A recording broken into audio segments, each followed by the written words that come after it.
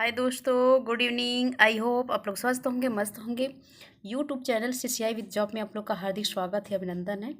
आज टॉपिक लाए हैं भोज्य पदार्थों का वर्गीकरण। तो ये इम्पोर्टेंट क्वेश्चन होने वाला है, यहाँ से क्वेश्चन बनते हैं।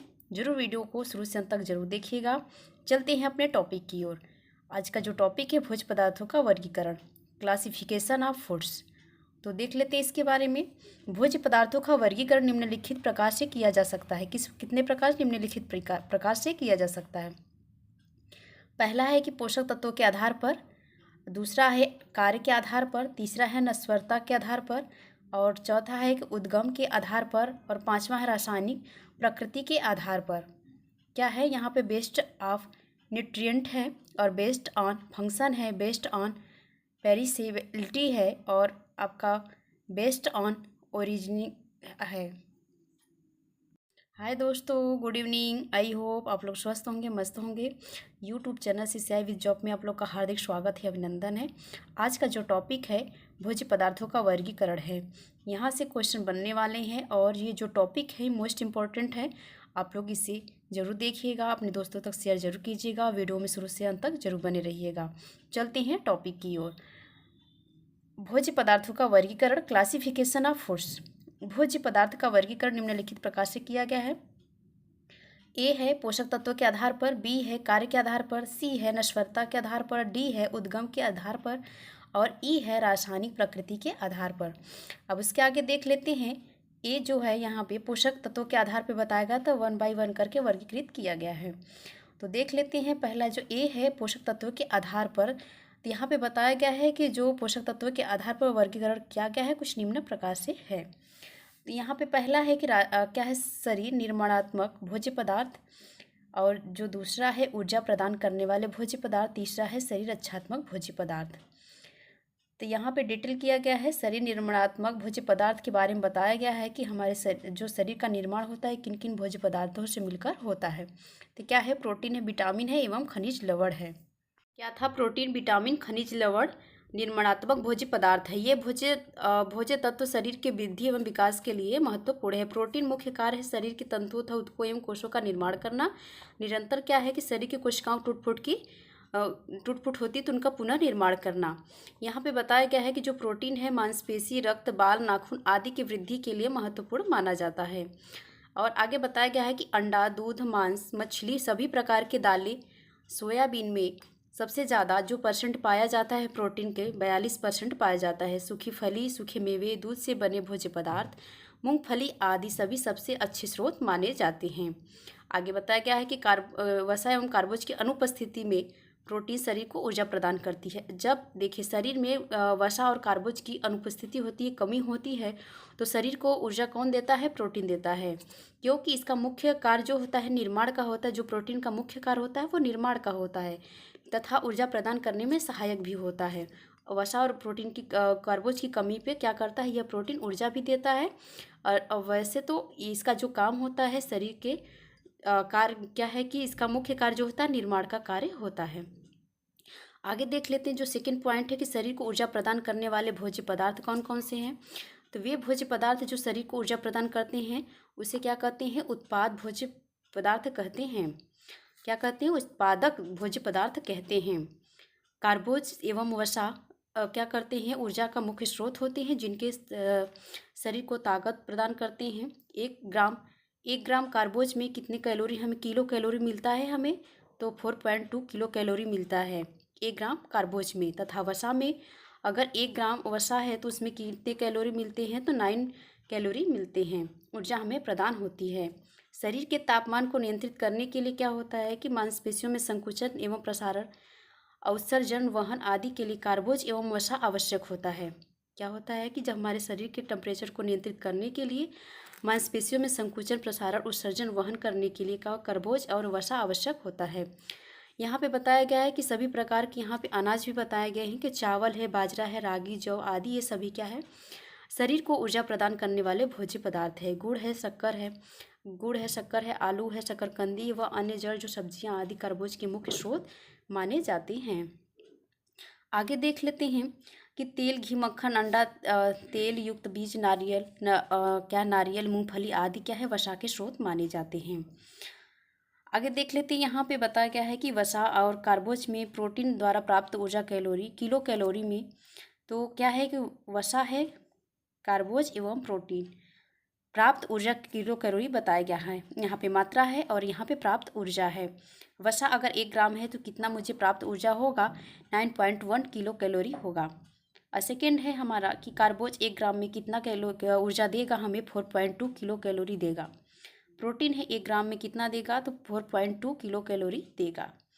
यहाँ पे बताया गया है कि 1 ग्राम वसा से कार्बोज एवं प्रोटीन की अधिक दुगनी ऊर्जा प्राप्त होती है।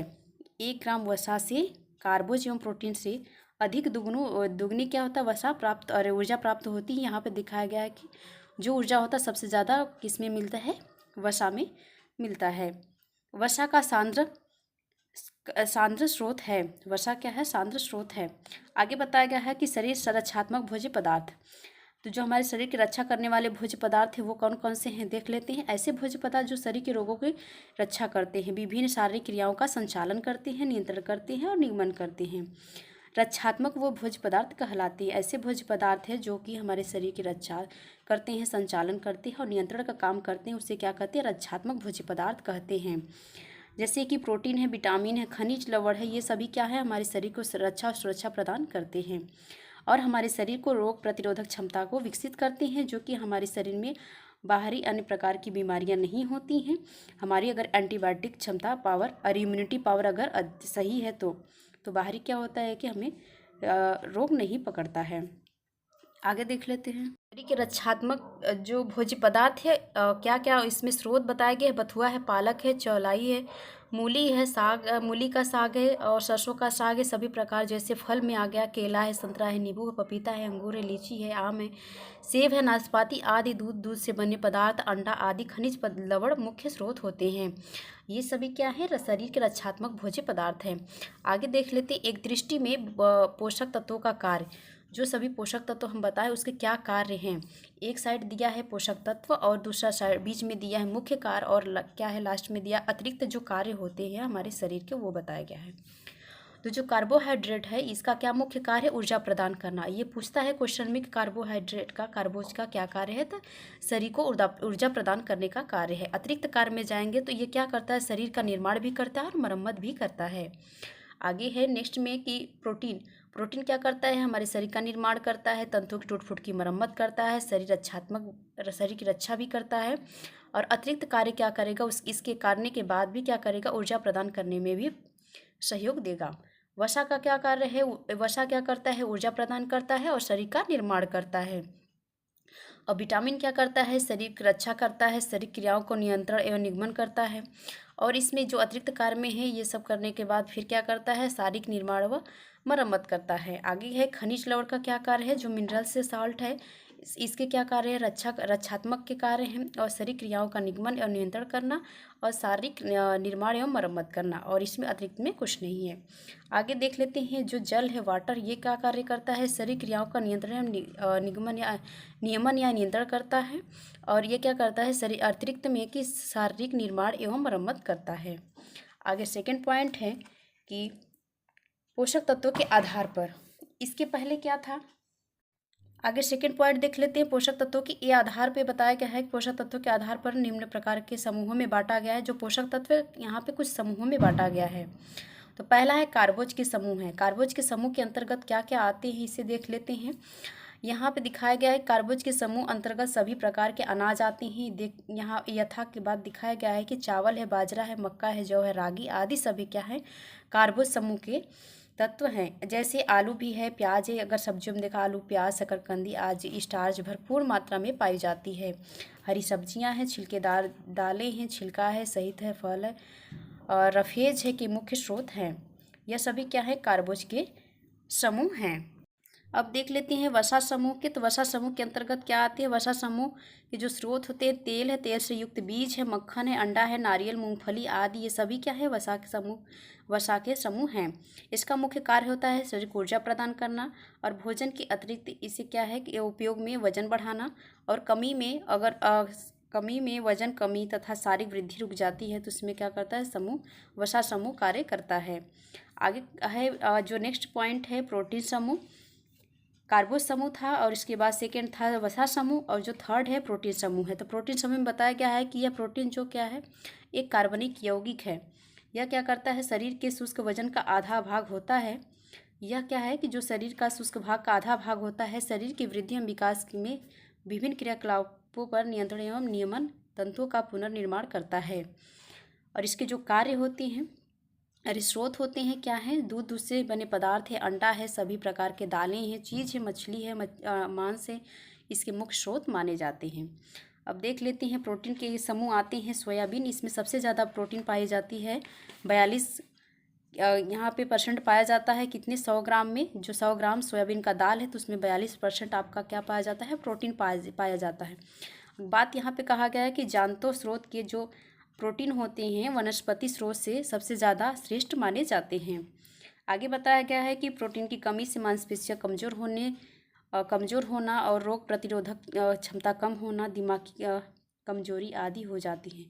प्रोटीन की कमी से क्या होता है, मांसपेशियों में कमजोरी आ जाता है, रोग प्रतिरोधक क्षमता कम हो जाता है, दिमागी कमजोरी आ जाती है।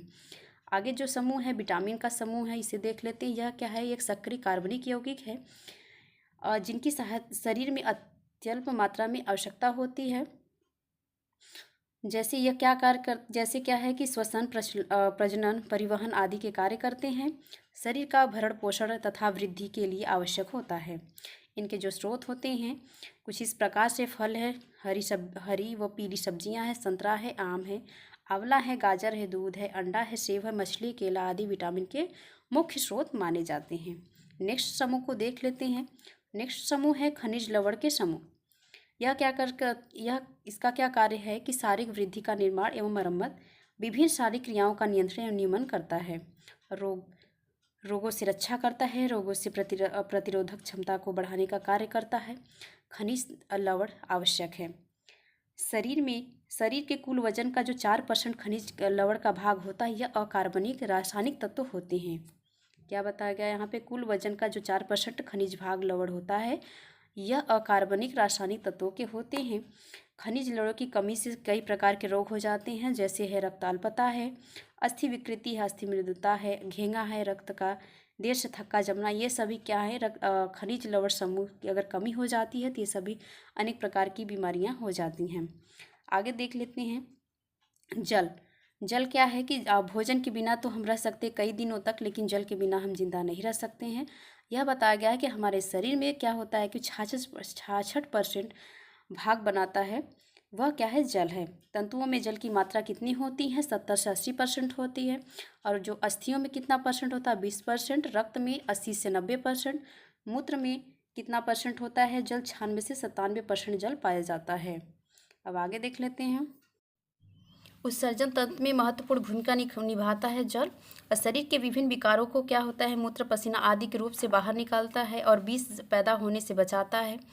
एक स्वस्थ व्यक्ति को दिन भर में अगर कहा जाए तो 6 से 8 गिलास जल का सेवन उपयुक्त तरीके से करना चाहिए। आगे देख लेते हैं कि क्या पॉइंट बताया गया है। नस्वर्तता के आधार पर यहाँ पे बताया गया है कि नस्वर्तता के आधार पर इसे कितने भागों में वर्गीकृत किया गया है। तो भोज्य पदार्थ को नष्ट होने की क्षमता नस्वर्तता के आधार पर निम्नलिखित प्रकार से वर्गीकृत किया गया है। यहाँ पे 3 प्रकार से दिखाया गया है। पहला कौन सा है कि पहला है नश्वर नहीं होने वाले भोज्य पदार्थ है, दूसरा है अर्धनश्वर भोज्य पदार्थ है, और तीसरा है नश्वर भोज्य पदार्थ है। अब देख लेते हैं, ये इंपॉर्टेंट क्वेश्चन है, यहाँ से आएंगे, ये इंपॉर्टेंट टॉपिक है। तो यहाँ से देख लेते हैं, पहला जो टॉपिक है नश्वर नहीं होने वाले जो भोज्य पदार्थ है, इसके अंतर्गत क्या बताया गया है। ऐसे भोज्य पदार्थ हैं जिन्हें कई माह या वर्षों तक संग्रहित रख सकते हैं और ख़राब नहीं होता है, तो उसे क्या कहते हैं, नश्वर नहीं होने वाले भोज्य पदार्थ कहते हैं। जैसे क्या होता है, अनाजें हैं, दाल है, मसाले, अचार आदि क्या होते हैं। अनाजों से सड़ने से बचाने के लिए उन्हें क्या है, नमी रहित कर दिया जाता है। अनाज में नमी का मात्रा 10% तक ही होना चाहिए। जैसे अचारों में, जैम में, जेली में, शरबत आदि को संग्रहित रखने के लिए इन्हें क्या करते हैं, परिरक्षक करते हैं। और जो जैसे कि किससे करते हैं, पोटेशियम है, मेटाबाइल सल्फाइड है, सोडियम है, बेंजीएट है, एसिटिक है, एसिड है आदि डालती हैं। जैसे नमक है, तेल है, चीनी, हल्दी, मिर्च, ये सभी जैसे अचार वचार सुरक्षित रखना है तो भी हम क्या है कि नमक है, तेल, इन सब का प्रयोग करते हैं। आदि प्राकृतिक तरीके से हम परिरक्षित भोज्य पदार्थ को रख सकते हैं और उपयोग में ला सकते हैं और ये सब खराब नहीं होंगे। आगे देख लेते हैं कि शक्कर है, घी है, गुड़ है आदि सभी प्रकार के क्या होते हैं, नमी की मात्रा बहुत कम होती है, नगण्य होती है, जिसके कारण भोज्य पदार्थ नहीं सड़ते हैं। पिसे हुए अनाज जैसे आटा, सूजी, बेसन आदि क्या होते हैं, इन सभी की अपेक्षा साबुत अनाज जो होते हैं ये टिकाऊ होते हैं, सुरक्षित होते हैं। आटा, सूजी, बेसन ये सभी जल्दी खराब हो जाने वाली चीज़ें, लेकिन जो साबुत अनाज होते हैं ये टिकाऊ होते हैं, सुरक्षित होते हैं।